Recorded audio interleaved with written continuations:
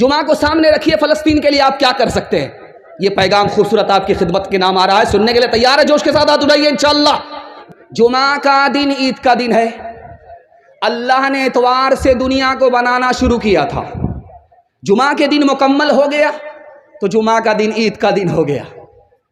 جمعہ کو جمعہ کیوں کہا جاتا ہے؟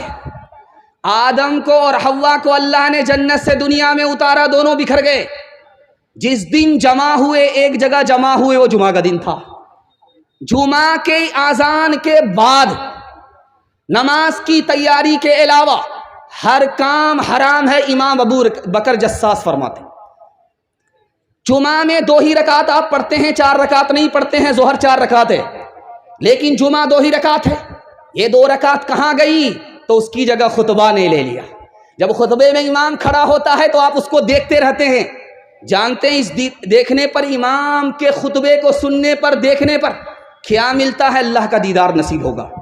خاص بات جو مجھے بتانا ہے جمعہ کے حوالے سے، وہ یہ بتانا ہے کہ جمعہ میں وہ دعا قبول ہو جاتی ہے جو ہفتے میں کبھی قبول نہیں ہوتی، وہ میں بتانے کے لیے جا رہا ہوں۔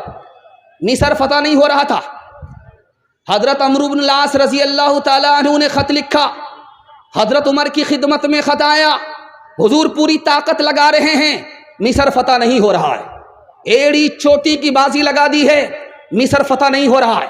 کہ اس کا صاف مطلب ہے کہ تمہارے دل میں دنیا کی محبت آ گئی ہے، جمعہ کے دن کا انتظار کرو، جمعہ کے دن جمعہ کی نماز کے بعد دل سے دنیا کی محبت نکالو اور دل سے اللہ کے لیے دعا کرو، مصر فتح ہو جائے گا۔ ادھر جمعہ کا دن آیا، دل سے دنیا کی محبت نکالی، دعا کی، مصر فتح ہو گیا۔ ہاتھ اٹھا کر کے وعدہ کیجئے انشاءاللہ جمعہ میں ناگا نہیں ہوگا، بالکل ہاتھ اٹھائیے انشاءاللہ۔ 3 بات ہے خاص طور پہ، اس کو دھیان سے سنیے گا۔ کوئی بڑا سے بڑا طاقتور ہے، کام نکالنے کے لیے وہ دھمکی دیتا، میرا کام نہیں کرو گے تو ایسا کر دیں گے، ویسا کر دیں گے، زور کا استعمال کرتا، اس کا کام بن جاتا ہے۔ اور اگر کمزور آدمی ہے تو پیسہ دیتا ہے، رشوت دیتا ہے، اس کا کام بن جاتا ہے، زور زر لگایا، اس کا کام بن گیا۔ لیکن اللہ سے اگر کام نکالنا ہے، اپنے لیے فلسطین کے لیے دعا کرنی ہے اور وہ دعا قبول ہو جائے تو اللہ کو آپ لالچ نہیں دے سکتے، رشوت نہیں دے سکتے، کیونکہ وہ رشوت لے گا ہی نہیں، آپ کا خزانہ چھوٹا، اس کا خزانہ بڑا۔ آپ اس کو دھمکی بھی نہیں دے سکتے، وہ بہت پاورفل ہے۔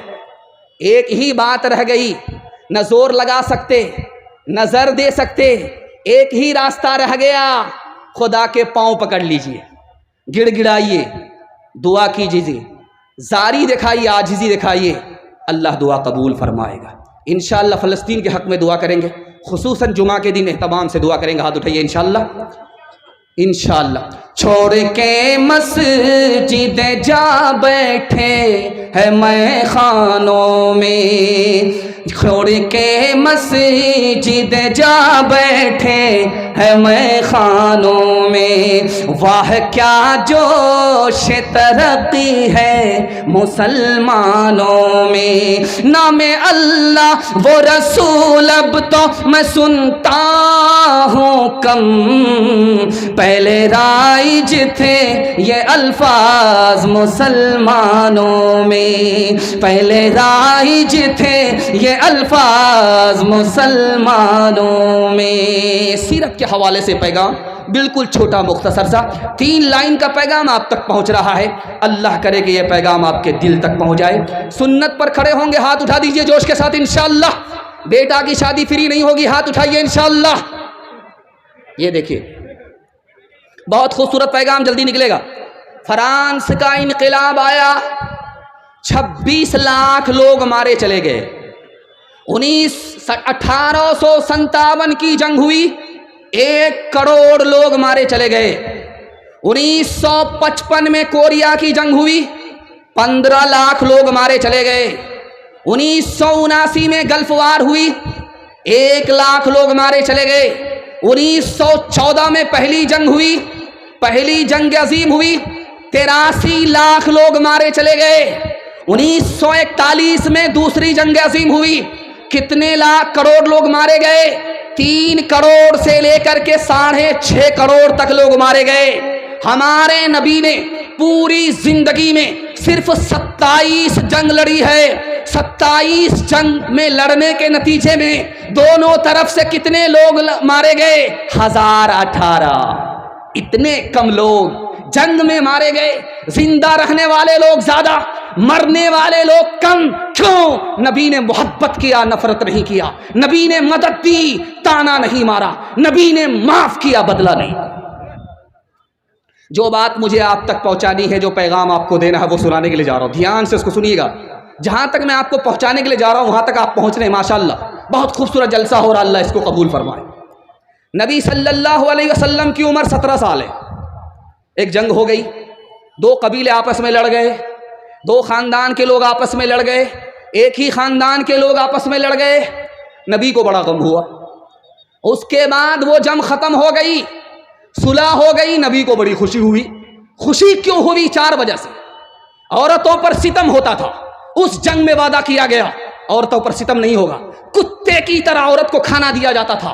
وعدہ کیا گیا کہ نہیں، عورت کو بھی انسان سمجھا جائے گا، انسان کی طرح سلوک کیا جائے گا. اور اس جنگ میں دوسرا اعلان ہوا، غریبوں کو اکیلا نہیں چھوڑا جائے گا، مال تجارت دے کر کے غریبوں کو آگے بڑھایا جائے گا، غریب نہیں رہنے دیا جائے گا. اس بات پر اللہ کے رسول کو خوشی ہوئی. تیسرا اعلان ہوا، آپس میں کبھی نہیں لڑیں گے ورنہ طاقت ٹوٹ جائے گی، دشمن کو موقع ملے گا. اگر باہر سے کوئی دشمن لڑتا ہے تو سب مل کر کے مقابلہ کریں گے. اللہ کے رسول فرماتے ہیں نبوت کے بعد ایسی خوشی ملی تھی جو خوشی اللہ نے 17 سال میں عطا فرمائی. انگریز مورخ ہے، وہ کہتا ہے کہ اسلام اتنی تیزی سے کیسے پھیل گیا. 1984 کی رپورٹ ہے. اسلام 50 سال میں امریکہ جیسے ملک میں، فرانس جیسے ملک میں، برطانیہ جیسے ملک میں کتنی تیزی سے پھیلا. بغیر طاقت کے، بغیر پیسے کے اسلام کتنی تیزی سے پھیلا. اللہ کا شکر آپ ادا کریں گے. 50 سال میں 235% اسلام پھیلا. 235%. اور عیسائیت زور کے نام پر، زر کے نام پر کتنی پھیلی 50 سال میں؟ 47%. 47% عیسائیت پھیلی. اسلام 235% پھیلا. انگریز مورخ لکھتا ہے کہ 3 وجہ سے اسلام پھیلا. مسلمان کو ترقی ملی، مسلمان کامیاب ہو گئے، پوری دنیا میں چھا گئے، 7 سمندر پار اسلام پہنچ گیا. 3 وجہ سے پہنچا. مسجد میں نماز آئی، مسجد کی تعمیر نماز کے لیے ہوئی. آج اسی مسجد کی آبادی کے لیے جس پر اسرائیل کا قبضہ ہے، مسجد اقصیٰ کی آزادی کے لیے جنگ لڑی جا رہی ہے. اسلام پھیلا 3 وجہ سے، مسجد کی وجہ سے. اور مسجد میں سب مل کر کے، امیر اور غریب، چھوٹے بڑے، ایک صف میں متحد ہو کر کے اتحاد کا مظاہرہ کیا. اس کی وجہ سے اسلام پھیلا. محمد آئے، تحفے میں نماز لے کر کے آئے، نماز کے بہانے سے اتحاد دے دی، مسجد عطا کر دی، رحمت براہ راست مسجد پر اترتی ہے. اس کی وجہ سے اسلام پھیلا. انشاءاللہ ہمارا مضبوط رشتہ اگر مسجد سے رہا، اتحاد اگر باقی رہا، نبی کی شان کو ہم نے باقی رکھا، تو دنیا کی کوئی طاقت ہم پر غالب نہیں آ سکتی. ہاتھ اٹھا کر کے وعدہ کیجئے کہ مسجد میں نماز پڑھیں گے، دوسرے کو پڑھنے دیں گے. ہاتھ اٹھائیے، انشاءاللہ بالکل صحیح جا رہا ہے. میرا قائد ہے وہ، صلح امن پیغام تھا جس کا، محمد نام تھا جس کا، محبت کام تھا جس کا. وہ رفتہ رفتہ جس نے قوم کو منزل عطا کر دی، کلی آغاز تھی جس کی، چمن انجام تھا جس کا.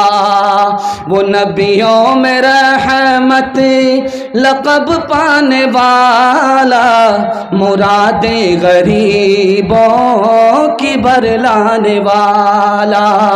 وہ اپنے پرائے کا غم کھانے والا، مصیبت میں غیروں کے کام آنے والا.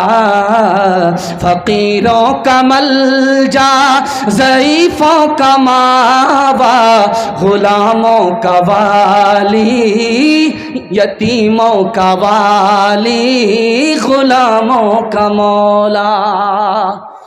قرآن کو سامنے رکھیے، تیسرا پیغام 3 منٹ میں گزر جائے گا۔ بہت اچھا آپ سن رہے ہیں، آپ کو کسی طرح اپنی شرمندگی کا احساس نہیں کرنا ہے۔ میں سب سے زیادہ آپ سے کم پڑھا لکھا ہوں، یہ الگ بات ہے کہ آپ کا میں مہمان ہوں، آپ نے مجھے کرسی پر بٹھا دیا۔ بہت اچھا سن رہے ہیں آپ، میں آپ کو عزت دے رہا ہوں، آپ کو ذلیل نہیں کر رہا ہوں۔ مجھے امید ہے کہ اللہ اس عزت کو برقرار رکھے، اس محبت کو برقرار رکھے۔ تیسرا پیغام دینے کے لیے جا رہا ہوں۔ ہمارا ضمیر زندہ ہے یا مردہ ہے یہ کیسے پتا چلے گا؟